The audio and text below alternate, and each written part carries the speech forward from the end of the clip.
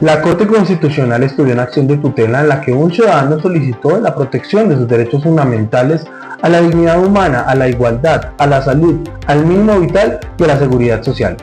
Esto como consecuencia de la negativa de Previsora S.A. de sufragar los honorarios ante la Junta de Calificación de Bogotá y Cundinamarca para que calificara su pérdida de capacidad laboral. El actor sufrió un accidente de tránsito relacionado con un vehículo que tenía la póliza del SOAT a cargo de la Previsora.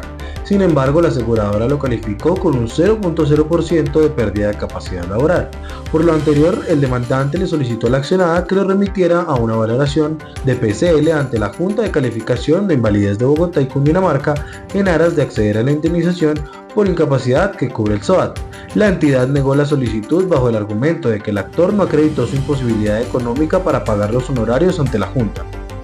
La Corte reiteró que el derecho a la seguridad social es de carácter irrenunciable e imprescriptible, y su protección adquiere especial relevancia cuando se trata de personas que se encuentran en estado de indefensión o que son sujeto de protección constitucional. Recordó que a las compañías de seguros les corresponde realizar el dictamen de pérdida de capacidad laboral y calificar el grado de invalidez. Esta obligación implica sufragar el pago de los honorarios de las juntas de calificación de invalidez.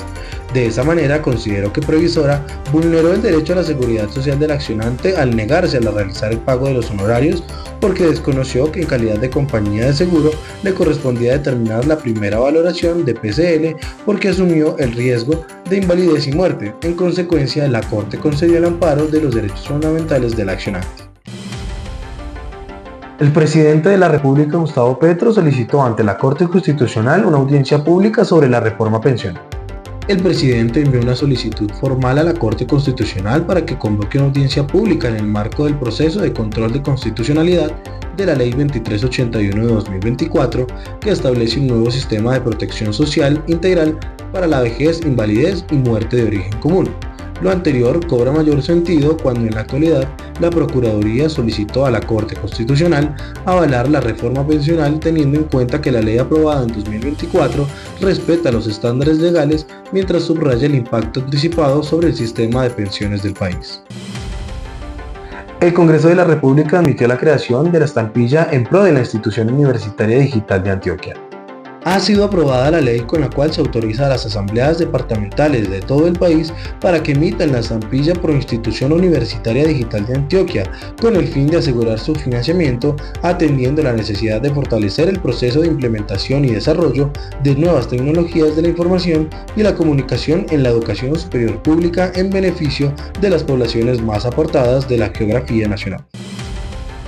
El Ministerio del Trabajo estableció las directrices para la prevención y el control por el virus de la fiebre amarilla para los actores del sistema de riesgos laborales de la siguiente manera. Entre las responsabilidades de los empleadores se encuentra el implementar mecanismos de educación, comunicación e información para reducir los riesgos asociados al brote de fiebre amarilla. También el capacitar y sensibilizar a los trabajadores sobre modos de transmisión, síntomas, acciones ante exposición o sospecha de contagio y medidas de prevención.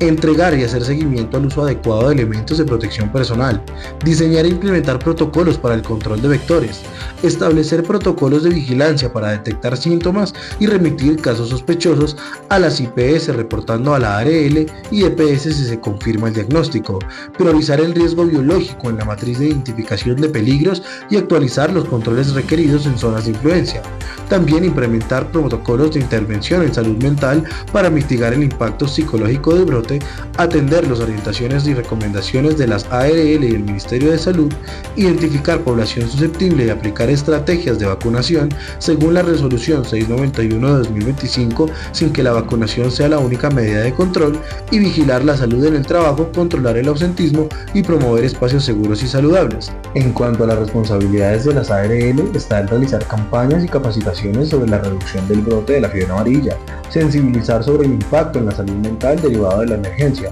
y brindar asesoría y asistencia técnica sobre riesgos biológicos divulgando lineamientos oficiales. Y en cuanto a las responsabilidades de los trabajadores, está el cumplir con las medidas y lineamientos adoptados por el empleador, asistir a las capacitaciones, usar adecuadamente los elementos de protección personal, informar de manera clara y veraz sobre su estado de salud y la presencia de criaderos de mosquitos, y reportar síntomas o diagnóstico confirmado de fiebre amarilla de inmediato al empleador y seguir los protocolos establecidos.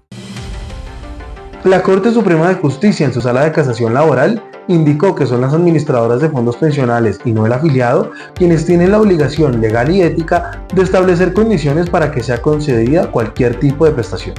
El reconocimiento de la pensión y la devolución de saldos son figuras jurídicas diferentes y el reconocimiento de la última no impide estudiar y declarar, si es el caso, la ineficacia del traslado del régimen pensional, pero solo en aquellos eventos que la jurisprudencia ha reconocido como excepciones a la regla general de incompatibilidad entre dichas prestaciones.